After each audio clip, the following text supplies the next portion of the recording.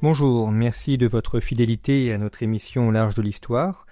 Après 2 émissions consacrées aux premiers chrétiens, la première il y a 15 jours sur l'émergence et la naissance du christianisme dans l'Empire romain, la deuxième la semaine dernière sur l'expansion du christianisme et l'expansion chrétienne à travers l'Empire et même au-delà de l'Empire, notamment en Arménie, nous allons cette semaine évoquer le temps des persécutions. Alors vous me direz, au début c'était plutôt positif, on était dans l'expansion et là arrive la croix, arrivent les martyrs. Effectivement, il y a pour les chrétiens, dès le début du christianisme, un temps de persécution qui dure en réalité les 3 premiers siècles, puisqu'il faut attendre l'édit de Milan, publié en 313 par l'empereur Constantin, pour que le christianisme soit toléré dans l'Empire romain. 3 siècles de persécution, donc, pendant lesquels les empereurs se sont violemment opposés aux chrétiens, à tel point qu'ils en ont fait arrêter un certain nombre, que beaucoup sont morts, persécutés. On pense bien évidemment à Saint Pierre, à Saint Paul, à Saint Étienne, le premier martyr, mais à bien d'autres, dont j'évoquerai notamment les principaux noms et les principales actions menées par ces chrétiens. Mais lorsqu'on parle des persécutions, il faut bien avoir à l'esprit qu'elles ne sont pas continues sur tout l'Empire. C'est-à-dire qu'il y a des périodes de persécution pendant lesquelles celles-ci sont fortes, et puis il y a d'autres moments où les persécutions sont inexistantes, ou alors extrêmement spontanées et résiduelles dans certaines parties de l'Empire. De même, il peut y avoir des persécutions chrétiennes à un endroit, et pas ailleurs dans l'Empire. Par exemple, lorsqu'il y a au IIe siècle les persécutions des chrétiens de Lyon, avec notamment la mort de Sainte Blandine, au même moment, il n'y a pas de persécution à d'autres endroits de l'Empire, comme en Afrique ou en Orient. Donc, il ne faut pas s'imaginer une persécution uniforme, poursuivie et similaire partout. Ce qu'il fait un des apanages de l'Empire romain et la manière dont il est constitué, d'un point de vue juridique, c'est la difformité. Les lois ne s'appliquent pas de la même manière dans l'ensemble de l'Empire et il y a une large autonomie laissée aux provinces. De la même manière, lorsque l'empereur demande à ses préfets, présents donc dans l'ensemble de l'Empire, de mener les persécutions, certains vont le faire avec plus ou moins de zèle, et si on a un préfet ou un gouverneur qui est davantage porté sur la persécution chrétienne, il va appliquer la demande de manière maximaliste. D'autres, en revanche, peuvent fermer les yeux ou faire un peu moins attention à ce qu'il se passe. Donc, c'est déjà dans ce cadre global une première idée qui est une grande disparité dans les persécutions. Un autre point également qui me paraît important de souligner en ce début d'émission, c'est que on associe souvent les premiers siècles de l'Empire aux persécutions, aux martyrs, aux chrétiens morts pour leur foi. Alors quand on parle des premiers temps ou des premiers chrétiens, on fait quand même référence à 3 siècles d'histoire, donc ce n'est pas aussi court ou rapide que on pourrait le penser. C'est un petit peu comme si on évoquait 3 siècles, ça nous fait remonter au XVIIIe siècle, fin XVIIe, début XVIIIe. Donc en termes de temps, c'est quand même une temporalité assez élargie. D'autre part, quand on regarde le nombre de persécutions et surtout le nombre de persécutés, on constate que le siècle qui a été le plus féroce contre les chrétiens et là où il y a eu le plus de morts, c'est le XXe siècle. Au XXe siècle, il y a eu davantage de chrétiens persécutés pour leur foi que pendant les 3 premiers siècles de l'Empire chrétien.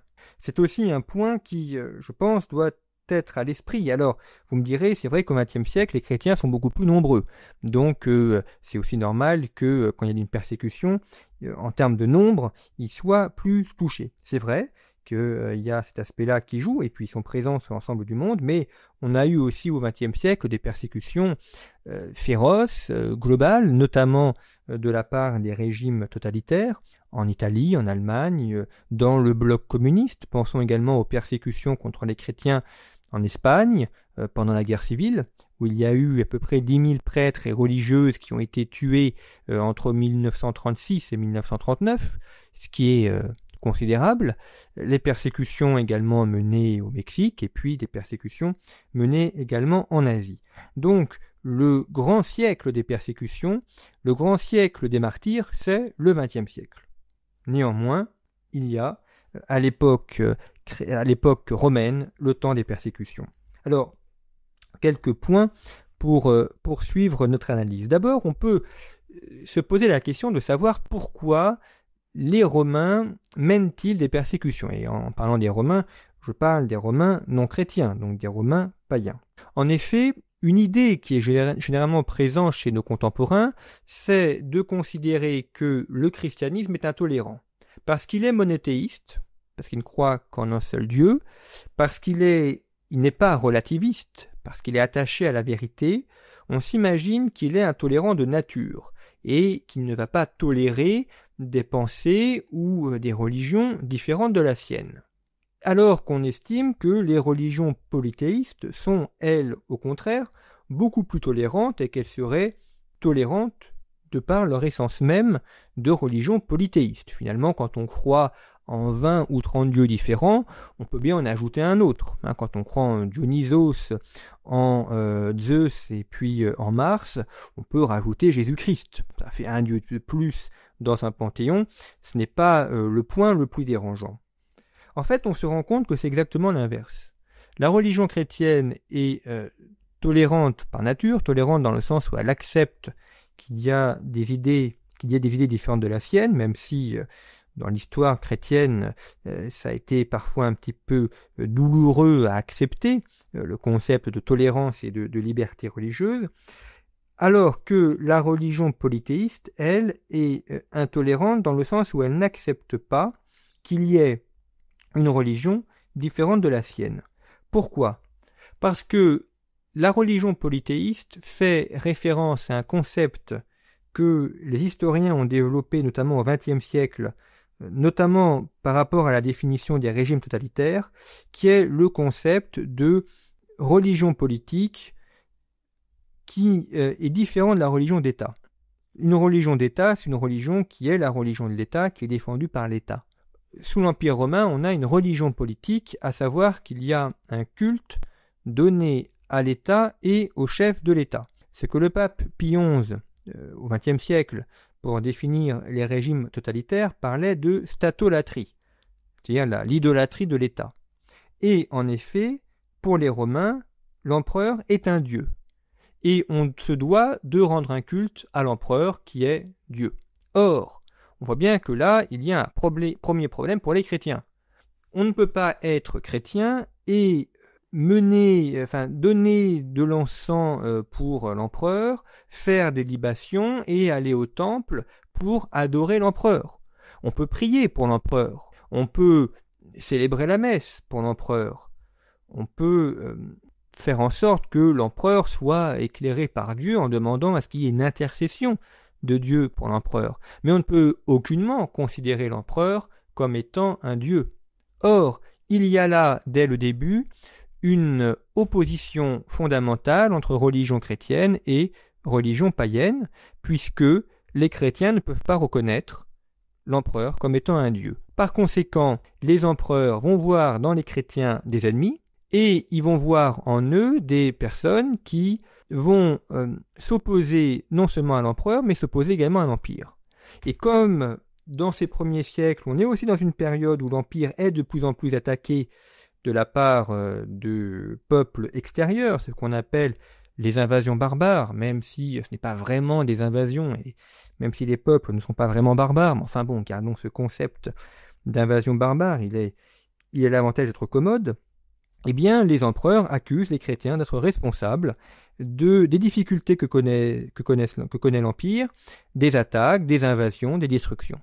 Et il y a ensuite au Ve siècle cette controverse célèbre entre saint Augustin et les intellectuels romains sur le fait que la disparition de l'Empire serait due aux chrétiens, et saint Augustin va répondre non, preuve à l'appui, et ça donne ce merveilleux ouvrage qui est la Cité de Dieu. Donc, les Romains persécutent les chrétiens en ce sens-là. Mais les premiers à avoir persécuté les chrétiens, ce ne sont pas les Romains, ce sont les Juifs. puisque le christianisme est une branche du judaïsme, c'est le judaïsme accompli, puisque ce sont des juifs qui reconnaissent le Messie dans la personne du Christ, et il y a donc une opposition dès le début avec de nombreux juifs, que ce soit les Lévites, que ce soit le Sanhédrin, ou que ce soit les pharisiens. Et les premiers chrétiens sont persécutés par la communauté juive. Alors, le Christ lui-même, qui est arrêté à la demande des prêtres de Jérusalem, et qui va être condamné à leur instance, alors même que Ponce Pilate, lui, est plutôt défavorable à la condamnation de Jésus. Rappelez-vous ce passage dans l'Évangile où Ponce Pilate présente Barabbas et Jésus, et puis les prêtres du temple excitent la foule pour que la foule demande à ce que Jésus soit condamné et Barabbas soit libéré. On a également dans les Actes des Apôtres plusieurs mentions où l'on voit que les premiers chrétiens ont maille à partir avec les Juifs de la ville de Jérusalem. Je vous cite un extrait donc des Actes des Apôtres. « Tandis que Pierre et Jean parlaient au peuple, survinrent les Lévites, le commandant du temple, et les Sadducéens, mécontents de ce qu'ils enseignaient le peuple, et annonçaient en la personne de Jésus la résurrection des morts. Ils mirent les mains sur eux, et ils les jetèrent en prison jusqu'au lendemain, car c'était déjà le soir. » Bon, et je m'arrête là, mais enfin, on va voir qu'après, il y a une condamnation. Saint Pierre, par exemple, est arrêté, est emprisonné, et il n'arrive à se libérer que grâce à la prière de la communauté chrétienne, et puis l'ange qui vient libérer Saint Pierre, et puis la figure judaïque qui est type dans la persécution, c'est bien évidemment Saül. Saül qui est présent lors du premier martyre, avec la mort d'Étienne, de ce qu'on appelle le proto-martyr, c'est-à-dire le premier martyr, qui est lapidé, et là aussi, les Actes des Apôtres nous rapportent ce passage où l'on voit que Saül conserve les manteaux des gens qui se sont dépouillés de leurs vêtements pour avoir les bras un peu plus libres pour jeter les pierres, et que Saül accepte la persécution, il l'approuve, et puis il va ensuite à Damas pour arrêter les chrétiens et les faire tuer, et puis c'est là qu'il y a sa conversion sur le chemin de Damas, et qui devient Paul, et puis plus tard Saint Paul, l'apôtre des gentils. On a donc une persécution qui naît d'abord chez les Juifs et qui ensuite s'étend à l'ensemble de l'Empire romain. Je vous cite quelques grandes dates des persécutions. Alors, il y a la persécution très célèbre de l'an 64 qui est menée par Néron, où Néron a mis le feu à la ville de Rome parce qu'il voulait la rebâtir, donc il a fait brûler Rome. Il accuse ensuite les chrétiens d'être responsables de l'incendie, il va en faire arrêter un grand nombre et il les fait condamner à mort. C'est là d'ailleurs que Pierre est arrêté. Et puis parmi les autres grandes persécutions, on a celle de Domitien, celle de Trajan, celle de Valérien et celle de Dioclétien. Dioclétien, c'est à la fin du IIIe siècle et au début du IVe siècle, donc vers l'an 300, qui est la dernière grande persécution. Après Dioclétien arrive l'empereur Constantin qui, lui, met un terme aux persécutions contre les chrétiens. Je voudrais maintenant aborder avec vous les chefs d'accusation qui sont retenus contre les chrétiens. Alors, on les connaît bien, ces chefs d'accusation, parce que la période est riche en documents, pour la plupart des documents épigraphiques, qui nous permettent donc de savoir ce qu'on reprochait aux chrétiens et pourquoi ils ont été condamnés. Alors, notamment, un des arguments qui revient souvent contre les chrétiens, c'est le fait que le christianisme serait une superstition nouvelle et nuisible. C'est très intéressant cette expression de superstition nouvelle et nuisible. Pourquoi ? Superstition, ça met le christianisme sur le même plan que la magie. On considère le christianisme comme un ensemble de pratiques irrationnelles, que le christianisme s'adresse également à des gens ignorants, sans éducation philosophique. Et par conséquent, le reproche qui est fait aux chrétiens, c'est d'être la religion des faibles, la religion des personnes de basse condition, des personnes viles, et surtout d'être une religion de personnes non intellectuelles. Alors cela, les chrétiens, notamment au XIXe siècle, ont pu y jouer en se disant regardez comment au début du christianisme on était très attentif aux pauvres et que la plupart des chrétiens étaient des pauvres. Ils ont finalement retourné au XIXe siècle cet argument porté contre les chrétiens pour en faire un aspect positif. Ce que l'on sait aujourd'hui, parce que la recherche historique a beaucoup œuvré, c'est que, en réalité, il y avait des chrétiens dans toutes les couches de la société, mais essentiellement dans les couches supérieures de la société. On trouve des chrétiens effectivement d'extraction sociale assez basse, mais également dans l'entourage proche de l'empereur et parmi les grands intellectuels. Et donc on va voir des chrétiens qui, dès le début, vont montrer que le christianisme est la religion aussi des intellectuels et des gens intelligents. Et il est vrai que dans un monde romain où la réflexion philosophique, où la réflexion intellectuelle joue beaucoup, dire que le christianisme c'est la religion des faibles ou des sots, c'est un argument qui est extrêmement porteur pour les Romains et très négatif pour les chrétiens. On voit d'ailleurs, et ça c'est intéressant, qu'à travers l'histoire, c'est un argument qui a été régulièrement repris. Rappelez-vous, au XVIIIe siècle, au XIXe siècle, même au XXe siècle, on reproche aux chrétiens d'être des gens qui ne sont pas dans l'ordre du rationnel, qui sont dans la folie, qui sont obscurantistes, et on va également dire que le christianisme s'oppose à la science. Donc finalement, la mention de superstition, c'est quelque chose qu'on trouve dès l'origine du christianisme et que l'on a après pendant toute l'histoire chrétienne. C'est donc pas une nouveauté, et on a de très beaux textes du magistère qui cherchent à démonter cela. On pense notamment à l'encyclique de Jean-Paul II, Fides et Ratio, par exemple, la foi et la raison. Deuxième reproche fait aux chrétiens, c'est le fait d'être une religion nouvelle. En effet, les Romains s'inscrivent dans la tradition. Ils s'inscrivent dans la longue durée. Et pour eux, ce qui est nouveau est foncièrement mauvais.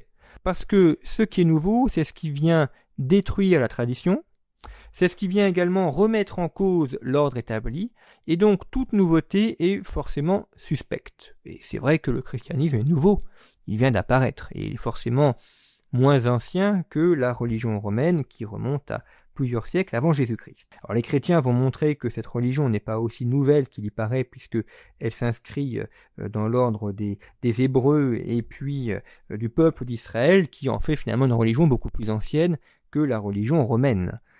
Ce qui est amusant malgré tout, c'est qu'aujourd'hui, on reproche exactement l'inverse au christianisme. On lui reproche d'être une religion très ancienne, ancrée dans la tradition et finalement opposée au modernisme.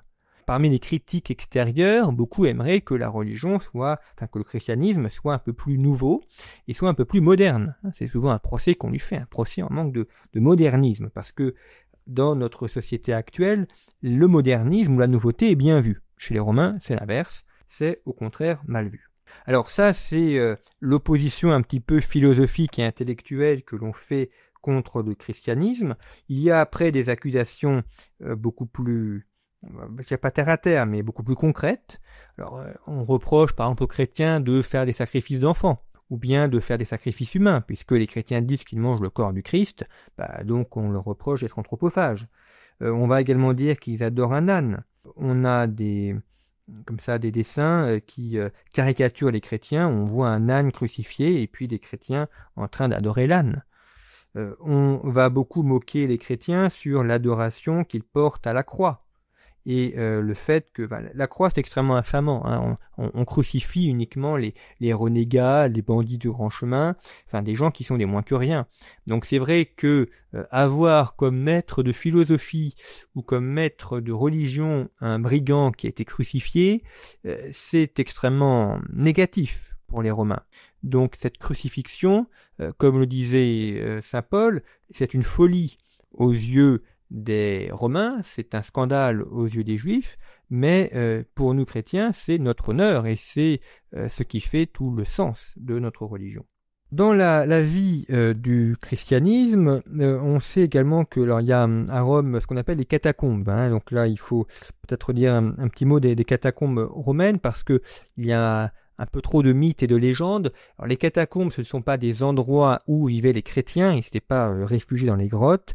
Les catacombes, ce sont des lieux où on enterre les morts, parce que il y avait des terrains concédés pour l'enterrement des morts en surface, et comme ces terrains coûtent cher, eh bien on avait pris l'habitude de creuser en souterrain pour enterrer les morts. Donc c'est une pratique menée par les Romains, et les chrétiens ont fait de même en creusant des tombeaux dans le sol, ce qui donne des catacombes. La plupart ont été décorées et ornées. On peut aujourd'hui les visiter. Il y a de très belles catacombes avec des mosaïques qui datent de l'époque antique, mais ce n'est en aucunement les catacombes des lieux où vivent les chrétiens ou des lieux où la messe est célébrée. Même si on peut célébrer des messes sur le tombeau. Enfin, c'est pas une église, on va célébrer une messe en mémoire des morts ou des défunts, mais pas plus. Autre élément lié au christianisme, eh bien, c'est le fait que, en dépit des persécutions, le christianisme ne cesse de s'étendre. Vous connaissez peut-être la fameuse phrase de Tertullien au IIe siècle où il dit que le sang des martyrs est la semence du chrétien. Alors martyr en grec ça veut dire témoin, donc le martyr c'est quelqu'un qui est témoin et qui témoigne de par sa vie, de par son acceptation de la mort, qui témoigne de sa foi dans l'évangile. Et effectivement il y a cette chose curieuse où plus les chrétiens sont martyrisés, plus ils sont tués et plus le christianisme se répand. Alors je vais évoquer brièvement quelques martyrs célèbres, des gens qui sont extrêmement célèbres et que l'on fête aujourd'hui dans le martyrologe romain et puis également dans le missel romain, ils ont leur fête, ils sont inscrits dans la liturgie romaine. On a en 177 les martyrs de Lyon. Si vous connaissez la ville de Lyon, soit parce que vous y habitez, soit parce que vous y êtes passé en voyage, eh bien il y a encore l'amphithéâtre où Sainte Blandine est morte, et avec toute l'histoire qui est liée autour du martyre de Sainte Blandine. On est là sous le règne de l'empereur Marc Aurèle qui est l'empereur philosophe. Il a sa statue à Rome, à côté, sur la place dessinée par Michel-Ange, en haut de l'escalier du musée romain qui concentre de très nombreuses et belles pièces de l'Antiquité. Il y a là la statue de Marc Aurèle. Marc Aurèle, c'est l'empereur philosophe, c'est l'empereur stoïcien, qui écrit notamment les Pensées pour moi-même, qui sont souvent lues et étudiées au lycée ou dans le supérieur. Et Marc Aurèle, en tant que philosophe stoïcien, s'oppose vertement au christianisme et il mène des persécutions. Et vous avez notamment le premier évêque français, de Gaulle, à être persécuté, c'est l'évêque Saint-Pothin de Lyon, qui meurt donc avec les martyrs chrétiens. Parmi les autres figures des martyrs, on a saint Ignace d'Antioche, qui meurt en l'an 115, qui était donc évêque d'Antioche, et on a de très belles lettres de la part d'Ignace d'Antioche. Ignace qui a été arrêté et condamné par Pline le Jeune, ce grand auteur romain dont on a de nombreuses lettres, qui a échappé de peu à l'éruption du Vésuve et qui a ensuite été envoyé en Palestine, en Orient, et où il a mené la persécution sur ordre des empereurs. On a parmi les autres grands martyrs saint Polycarpe, évêque de Smyrne, qui est mort en 155, il avait plus de 80 ans. C'est intéressant Polycarpe de Smyrne parce que il est le disciple de saint Jean. Il a très bien connu saint Jean, l'évangéliste et l'auteur de l'Apocalypse. Et puis saint Polycarpe, c'est également le maître de saint Irénée de Lyon. Alors vous voyez qu'il y a une filiation comme ça parmi ces grands maîtres de la spiritualité chrétienne des premiers siècles, saint Jean, saint Polycarpe de Smyrne, saint Irénée de Lyon. Il est arrêté, il avait plus de 80 ans, on lui demande de renier sa foi, et il répond à ses bourreaux, ça fait 80 ans que je suis chrétien, je ne vais pas renier aujourd'hui, et il est donc là aussi condamné à mort. On a également en l'an 203, pendant une persécution menée en Afrique, notamment à Carthage, sainte Perpétue et Félicité, qui sont cités dans le canon 1, le canon romain, Perpétue qui est une patricienne de Carthage, Félicité qui est son esclave, Perpétue qui est enceinte et qui va accoucher en prison. Les deux sont tués donc en 203 lors de la persécution menée à Carthage. On a également un peu plus loin dans le siècle les 40 martyrs de Sébaste en l'an 320. Alors vous me direz c'est après l'édit de Milan. Bah oui, vous voyez que les persécutions ont pu se développer même après l'édit de Milan. Les 40 martyrs de Sébaste, donc 40 légionnaires qui sont mis dans un lac glacé et qui vont mourir. Alors vous connaissez l'histoire, il y en a un qui sort du lac glacier pour échapper à la mort, mais il va mourir peu de temps après à cause du choc thermique entre l'eau glacée du lac gelé et puis la température extérieure.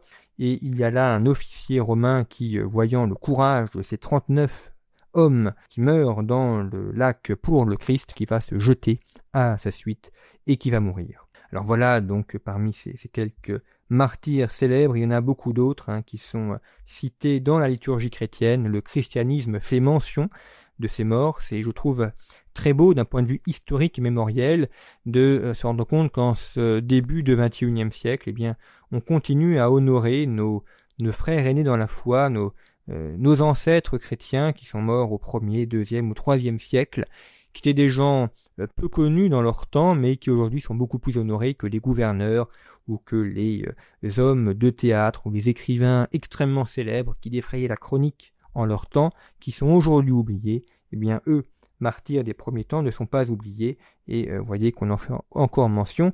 C'est d'ailleurs un des points importants du christianisme que cette transmission de la mémoire, et il est vrai qu'avec l'Édit de Milan en 313, eh bien, les persécutions s'arrêtent et le christianisme devient une religion officielle. Nous aurons l'occasion d'en reparler dans une émission ultérieure. Merci pour votre fidélité et à la semaine prochaine.